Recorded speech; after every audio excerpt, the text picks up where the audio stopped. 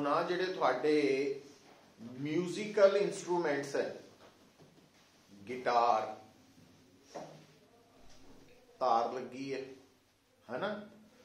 हुण वो जिहड़ी तार है उहदे दोनों एंड्स फिक्सड हुंदे है। पर एक गल होर है, शायद देखिया होए तुसीं कि वो जिहड़ी सितार है या गिटार है ਉਹਦੇ ਉੱਪਰ ਜਿਹੜੀਆਂ ਤਾਰ ਜਾਂ ਤਾਰਾਂ ਲੱਗੀਆਂ ਵਾ ਉਹਨਾਂ ਨੂੰ ਨਾ ਟਾਈਟ ਕਰਨ ਲਈ ਸਕਰੂ ਲੱਗੇ ਹੁੰਦੇ ਆ। ਉਹ ਜਿਹੜੇ ਮਿਊਜ਼ੀਸ਼ੀਅਨ ਹੈ ਨਾ, ਜਦੋਂ ਉਹਨਾਂ ਨੇ ਆਪਣਾ ਉਹਨਾਂ ਨੂੰ ਪਲੇ ਕਰਨਾ ਵਾ ਤਾਂ ਉਸ ਤੋਂ ਪਹਿਲਾਂ ਉਹ ਸਾਰੀ ਸੈਟਿੰਗ ਜੀ ਕਰਦੇ ਆ, ਕਦੀ ਤਾਰ ਲੂਜ਼ ਕਰਦੇ ਥੋੜੀ ਜੀ, ਕਦੀ ਕੱਸਦੇ ਆ, ਤਾਂ ਉਹ ਟੈਂਸ਼ਨ ਨੂੰ ਐਡਜਸਟ ਕਰਦੇ ਆ। ਕਿਉਂ? ਕਿਉਂਕਿ ਆਪਾਂ ਇੱਕ ਸਟਾਰਟਿੰਗ 'ਚ ਲਿਖਿਆ ਸੀ, ਮਤਲਬ 3-4 ਦਿਨ ਪਹਿਲਾਂ, ਕਿ ਕਿਸੇ ਵੀ ਸਟ੍ਰੈਚਡ ਵਾਇਰ ਦੇ ਅੰਦਰ ਜਦੋਂ ਵੇਵ ਪੈਦਾ ਹੁੰਦੀ ਹੈ, ਪਹਿਲੀ ਗੱਲ ਉਹ ਵੇਵ ਹਮੇਸ਼ਾ ਸਟ੍ਰੈਚਡ ਵਾਇਰ ਦੇ ਅੰਦਰ ਟਰਾਂਸਵਰਸ ਹੁੰਦੀ ਹੈ। ਯਾਦ ਰੱਖਣਾ ਕਿ ਵਾਇਰ ਜਿਹੜੀ ਹੈ, ਸਟ੍ਰੈਚਡ ਵਾਇਰ ਦੇ ਅੰਦਰ ਪੈਦਾ ਹੋਣ ਵਾਲੀ ਜਿਹੜੀ ਵੇਵ ਹੈ ਉਹ ਹਮੇਸ਼ਾ ਟਰਾਂਸਵਰਸ ਵੇਵ ਹੈ। और दूसरा, उस वेव की जिहड़ी वेलोसिटी है वो सी √T/μ। T टेंशन सी ते म्यू सी लीनियर मास डेंसिटी, है ना। So a velocity of wave travelling through stretched wire. तो इसका मतलब जदों को वायर नूं थोड़ा कसदे है तो टेंशन वधा देंदे है ना, जदों वो वायर नूं थोड़ा लूज करते हैं टेंशन घटा देंदे है। अच्छा, हुण जिस तरह गिटार है ਉਹਦੇ 'ਚ भी कई तरह दी आउंदियां वा, एक्चुअली अलग अलग तारां भी लगियां हुंदियां कई गिटार दे उपर। वो जिहड़ियां तारां वा वो अलग अलग दा मतलब की है, म्यू सारियां लई डिफरेंट है, कोई पतली हुंदी कोई थोड़ी मोटी हुंदी। तो वो मतलब हर वायर के अंदर जिहड़ी वेव पैदा होनी है उसकी वेलोसिटी डिपेंड करेगा टेंशन की वैल्यू ते म्यू। म्यू की है? हाँ। हुण आपां हैडिंग जिहड़ा लिखिया वा अपने लई वो है वो स्ट्रेच्ड वायर जिहड़ी दोनों एंड्स फिक्स्ड है। अच्छा, नाल आपां जोड़िया देखो स्टैंडिंग वेव। हुण स्टैंडिंग वेव दे विच कल दस्सिया सीगा मेन पॉइंट्स की होंगे है, नोड, एंटी नोड। और वो खास गल खूबी देखो, एक नोड होएगी, फिर एंटी नोड, फिर नोड, फिर एंटी नोड, फिर नोड, फिर एंटी नोड, ये पैटर्न बनेगा। और उस तो भी अगली गल नोट कर लो, गल समझ आ जानी। नोड वो पॉइंट है जिथे पार्टिकल वाइब्रेट नहीं कर रहा या कर रहा विद जीरो एम्पलीट्यूड, मैं हिल नहीं सकता अपनी जगह। हुण जदों मैं गल कहना हिल नहीं सकता तो तुहाडी जिहड़ी स्ट्रेच्ड वायर है इहदे दोनों एंड्स की है? जे दोनों एंड्स फिक्स्ड है तो दोनों एंड्स वाले पार्टिकल हिल सकते हैं? नहीं। इहदा मतलब जिहड़ी स्ट्रेच्ड वायर है, हुण आ देखो आ मैं बना लगा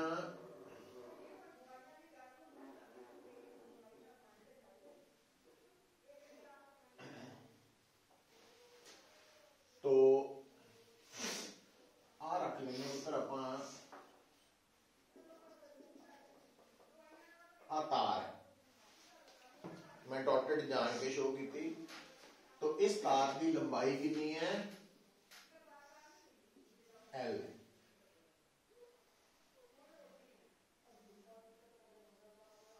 आ तार है, सेम तार है। हुण एक गल बड़ी क्लीयर है, जदों आपां इस तार नूं छेड़ांगे हिलावांगे तां हुंदा की है पुत्तर, देखो स्टैंडिंग वेव बनन दे लई दो वेव्स दा होना जरूरी है। दोनों दी नेचर की होएगी? दोनों दी वेवलेंथ, दोनों the direction of propagation opposite है। हुण देखो जदों तुसी तार नूं लगातार हिला रहे हैं, म्यूजिशियन जिहड़ा गिटार बजा रहा वो वायर नूं हिला रहा ना, ਉਹਦੇ ਨਾਲ ਕੀ ਹੋ ਰਿਹਾ, ਜਦੋਂ ਹੁਣ ਮੈਂ ਪਹਿਲੀ ਵਾਰੀ ਤਾਰ ਹਿਲਾਈ ਤਾਂ ਉਸ ਵਾਇਰ ਦੇ ਅੰਦਰ ਕੀ ਪੈਦਾ ਹੋਈ, ਡਿਸਟਰਬੈਂਸ, ਵੇਵ। ਉਹ ਜਿਹੜੀ ਵੇਵ ਹੈ, ਮੰਨ ਲਓ ਮੈਂ ਪਹਿਲੀ ਵਾਰੀ ਤਾਰ ਹਿਲਾਈ, ਵੇਵ ਪੈਦਾ ਹੋ ਗਈ। ਹੁਣ ਉਹ ਵੇਵ ट्रैवलिंग वेव है, ਜਿਹੜੀ ਕੱਲੀ ਵੇਵ ਹੈ ਉਹ ਕੀ ਹੈ, progressive wave, travelling wave, displacement wave. तो वो एक डायरेक्शन ਨੂੰ ਤੁਰ ਪਏ, है ना। ਹੁਣ ਸੋਚੋ, मतलब आ ਜਿਹੜੀ ਤਾਰ है, ਜੇ ਤੁਸੀਂ ਇਹਨੂੰ ਇੱਥੋਂ ਇੱਕ ਵਾਰੀ ਇਦਾਂ ਹਿਲਾਤਾ ਤਾਂ ਮੰਨ ਲਓ ਵੇਵ ਇੱਧਰ ਨੂੰ ਚੱਲ ਪਈ, ਉਹ ਕੱਲੀ ਵੇਵ है ना। ਹੁਣ ਇਹ ਜਿਹੜੀ ਵੇਵ ਇੱਧਰ ਨੂੰ ਗਈ ਹੈ, उन्हें इस बाउंड्री तो टकरा के वापस आना, रिफ्लैक्ट भी होना है। हुण सोचो, जदों मैं पहली बारी तार हिलाई, जिहड़ी वेव पैदा हुई वो इधर नूं गई और वापस आई, तो जांदी वक्त तो इंसीडेंट सी, आंदी वक्त तो रिफ्लैक्टेड सी। ठीक है, इन्नी गल हुई। हुण अगली गल सुनियो। हुण अगर बेटा मैं पहली बारी तार हिला के नाल ही दूसरी बारी भी हिलाती, हुण होया की है, जिहड़ी पहली बार वेव गई वो टकरा के जदों वापस आ रही सी, ते जदों मैं दूजी बारी जिहड़ी तार हिलाई है उहदे करके जिहड़ी इंसीडेंट वेव होनी है, उन्होंने की किद्दां चलना, इधरों इंसीडेंट जा रही है, इधरों रिफ्लैक्टेड आ रही है। हुण इंसीडेंट और रिफ्लैक्टेड वेव सेम नेचर दी होंदी है, सेम वेवलेंथ दियां होंदियां ते डायरेक्शन ऑफ प्रोपोगेशन, तो दोनों ने मिलके किहड़ा पैटर्न बनाना, स्टैंडिंग वेव बननी। तो दो गल्लां याद रख लैणियां कि एक्चुअली स्ट्रेच्ड स्ट्रिंग दे अंदर स्टैंडिंग वेव बनदी कित्थों आ, तां उहदे च जदों असीं वायर नूं लगातार हिलाने आ म्यूजिशियन, तां इंसीडेंट वेव्स ते उहनां दीयां रिफ्लैक्टेड वेव्स आपस च जदों सुपर इंपोज हुंदियां तां स्टैंडिंग वेव पैटर्न बनदा। समझ आई गल। और दूजी गल याद रखो कि स्टैंडिंग वेव पैटर्न जिथे मीडियम फिक्स्ड है उत्थे तां 100% नोड बननी बननी। इहदा मतलब आ ते आ हमेशा नोड्स ही रहनियां। हुण गल नूं समझियो, देखो हुण तुहानूं समझ आएगी, आ नोड्स रहनियां।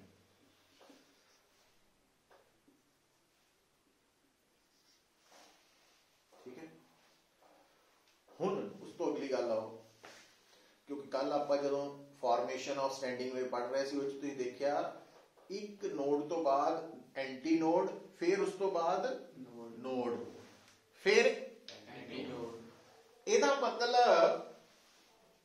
आ जिहड़ियां दो नोड्स है, इन्हां दे विच घट्टो घट एक की होनी है, एंटी नोड, घट्टो घट। और यहां पे उस तो अगला स्टेप की है कि दो नोड्स दे विच antinode, node, antinode, ऐसा है। यहां उस तो फिर अगे antinode, node, antinode, आ पैटर्न बना।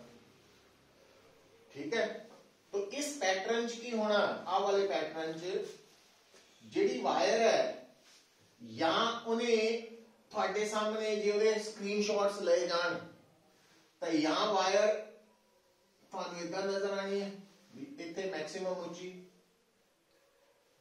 है ना। या की होना, एक ही बन गया, एक लूप बन गई। तो इहदे विच की हो रहा कि सारे पार्टिकल्स कित्थे पहुंच चुके हैं, ऊपर वाली एक्सट्रीम पे, फिर उन्होंने इकट्ठे ही नीचे आना, फिर यहां इदां दा पैटर्न बनना स्टैंडिंग वेव का। तो इहदे विच कितना बनूगा,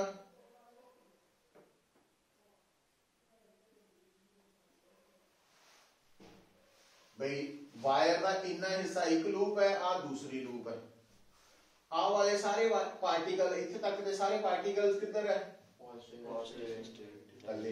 हुण फिर इन्हां ने थल्ले आना, इन्हां ने ऊपर जाना, और पहला बराबर हो फिर उस तो बाद आ वाले सारे थले आ गए, इकट्ठे ही आने हैं। ਇਹਦੇ ਚ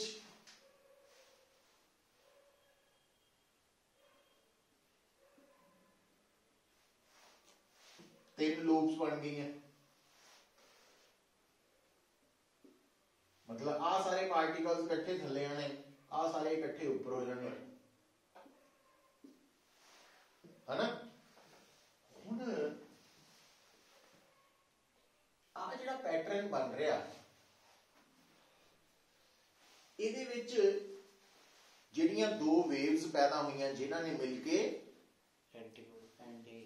स्टैंडिंग वेव बनाई है ना,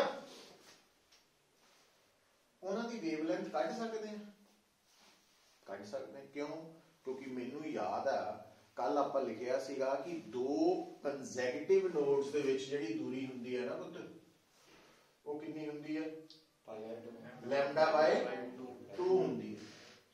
ਇਹਦਾ मतलब इस पैटर्न च कंसैक्यूटिव नोड्स आही है। हुण आ दूरी कितनी है? लैम्डा बाय 2, पर ये दूरी तां L दे बराबर है। ਇਹਦਾ मतलब इस पैटर्न च ਜਿਹੜੀਆਂ दो वेव्स ने मिलके स्टैंडिंग वेव बनाई, ਉਹਦੀ वेवलेंथ कितनी है? 2L ते फ्रीक्वेंसी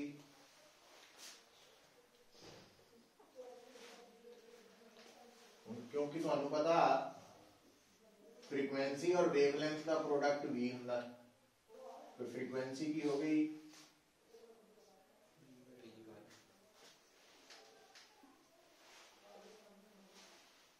और जे मैं इत्थे v दी आ वाली वैल्यू पुट करदा की बन गया फ्रीक्वेंसी 1/2L अंडर रूट, है ना, यही बनया। अच्छा हुण आओ अगे, हुण आ जिहड़ी पैटर्न वाली स्टैंडिंग वेव बनी है, ਇਹਦੇ ਵਿੱਚ ਜਿਹੜੀਆਂ दो वेव्स ने मिलके स्टैंडिंग वेव बनाई है, उन्हां दी वेवलेंथ कढनी होए किदां कटांगे? हुण आ है लैम्डा बाय 2, तो ਇਹਦਾ मतलब L लेंथ च कितनी बारी लैम्डा बाय 2 आ गया? दो बारी आ गया। तो फिर लैम्डा कितना हो गया? L, या एक सिमेट्री क्योंकि आहा, तो फ्रीक्वेंसी क्या हो?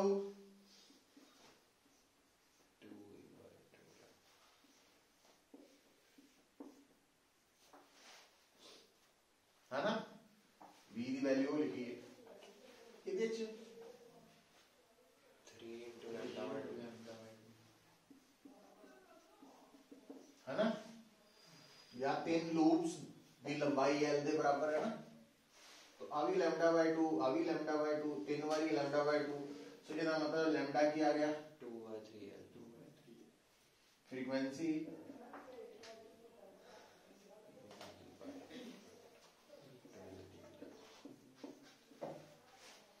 ਇਹਦੇ ਚ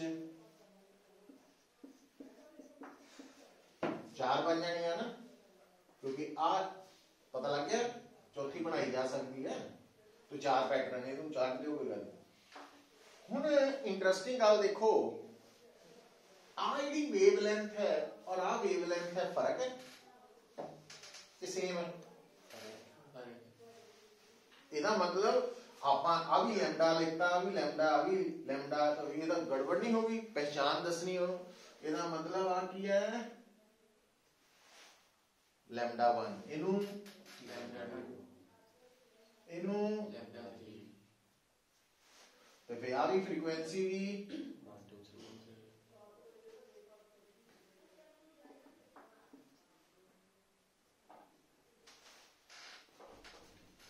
है ना। अच्छा हुण हाले तीनों ही है, हुण तुसीं गौर नाल देखो इन्हां तिन्नां विचों सब तो घट फ्रीक्वेंसी किहड़ी है?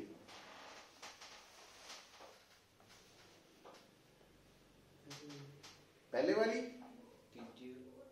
सब तो घट फ्रीक्वेंसी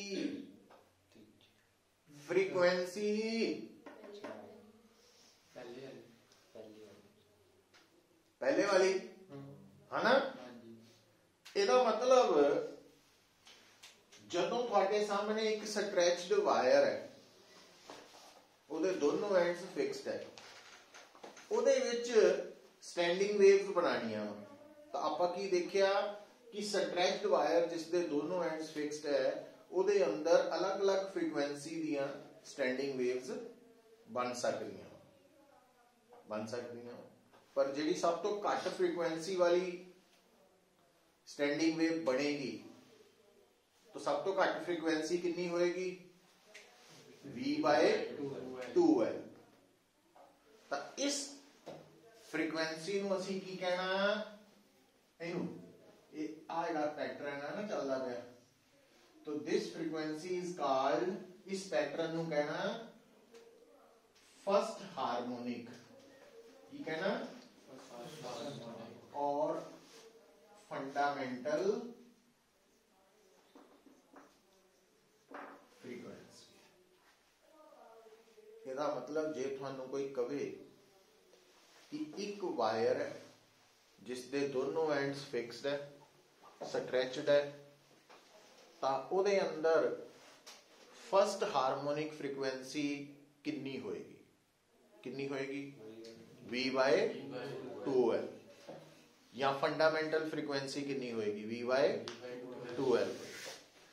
अच्छा, हुन बेटा आ जिहड़ा पैटर्न है, इहदी फ्रीक्वेंसी फर्स्ट हार्मोनिक या फंडामेंटल फ्रीक्वेंसी नालों डबल है। इस करके असी इस पैटर्न नूं कहना, इहनूं कहना सेकंड हार्मोनिक। और आ पैटर्न की फ्रीक्वेंसी फंडामेंटल नालों तो ये है थर्ड हार्मोनिक। हुण अगर पेपर चो कवे एक वायर है जिस दे दोनों एंड्स फिक्स्ड है, ਉਹਦੇ अंदर ना थर्ड हार्मोनिक पैटर्न ड्रॉ करके दसो स्टैंडिंग वेव का, तो फिर आ ड्रॉ करना। जे कहे सेकंड हार्मोनिक पैटर्न, जे कहे फर्स्ट हार्मोनिक या फंडामेंटल, फिर से पैटर्न ड्रॉ करने चाहिए। अच्छा, हुण इंटरेस्टिंग गल की नजर आ रही थानू कि जदों आपां फर्स्ट सेकंड थर्ड, इहदा मतलब अगला किहड़ा हो? फिर ਇਹਦਾ मतलब ਜਿਹੜੀ स्ट्रिंग ਦੇ दोनों एंड्स की है फिक्स्ड, ਉਹਦੇ अंदर जो स्टैंडिंग वेव्स ਦੇ डिफरेंट पैटर्न होंगे, ਉਹ ਕੀ होंगे? Integral multiple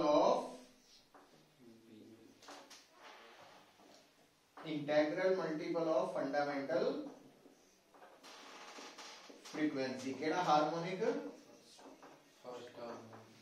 first, second, third, fourth, fifth, sixth, seventh, eighth, ninth, then ये सारे पैटर्न पैदा हो सकते। तो पता लग गया कितना है? तो पता लग गई सिमेट्री। अच्छा, हुण इत्थों एक नवी गल आउण लगी है।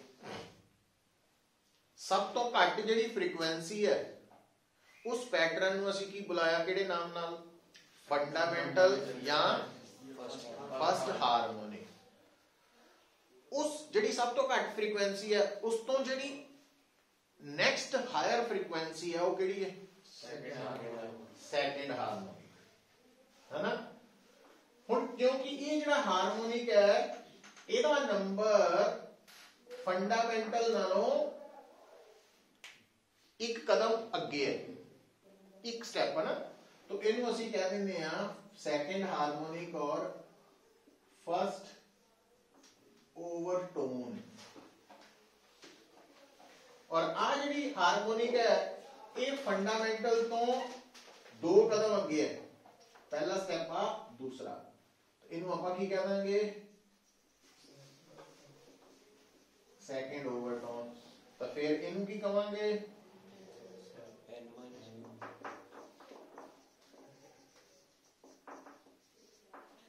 हुण जदों न्यूमेरिकल आना, ਉਹਦੇ ਵਿੱਚ ਉਹ ਓਵਰਟੋਨ ਵਰਡ ਯੂਜ਼ ਕਰ ਸਕਦਾ, ਵੀ ਉਹ ਤੁਹਾਨੂੰ ਨੂਮੈਰੀਕਲ ਵੀ ਆ ਸਕਦਾ ਜਾਂ ਡਰਾ ਕਰਨਾ ਵੀ ਆ ਸਕਦਾ। ਉਹ ਕਹੇ ਬਈ ਤੁਸੀਂ ਨਾ ਇੱਕ ਸਟ੍ਰਿੰਗ ਹੈ ਜਿਸ ਦੇ ਦੋਨੋਂ ਐਂਡਸ ਫਿਕਸਡ ਹੈ, ਉਹਦੇ ਅੰਦਰ ਨਾ ਸੈਕੰਡ ਓਵਰਟੋਨ ਪੈਟਰਨ ਡਰਾ ਕਰੋ, ਥਰਡ ਹਾਰਮੋਨਿਕ। ਤੋ ਮਤਲਬ ਜਿਹੜਾ ਓਵਰਟੋਨ ਵਰਡ ਹੈ ਉਹਨੂੰ ਹਾਰਮੋਨਿਕ ਚ ਕਿੱਦਾਂ ਕਨਵਰਟ ਕੀਤਾ ਆਪਾਂ ਕਿ ਇੱਕ ਐਡ ਕਰਕੇ। ਤੋ ਜੇ ਇੱਕ ਸਟ੍ਰਿੰਗ ਹੈ ਜਿਸ ਦੇ ਦੋਨੋਂ ਐਂਡਸ ਫਿਕਸਡ ਹੈ, ਉਹਦੇ ਵਿੱਚ 7th ਓਵਰਟੋਨ ਹੈ, 8th ਹਾਰਮੋਨਿਕ ਹੈ। तो 7th ओवरटोन की फ्रीक्वेंसी 8 V/2 है, और V की वैल्यू कितों निकलनी है, ये सारा पैटर्न नोट करो।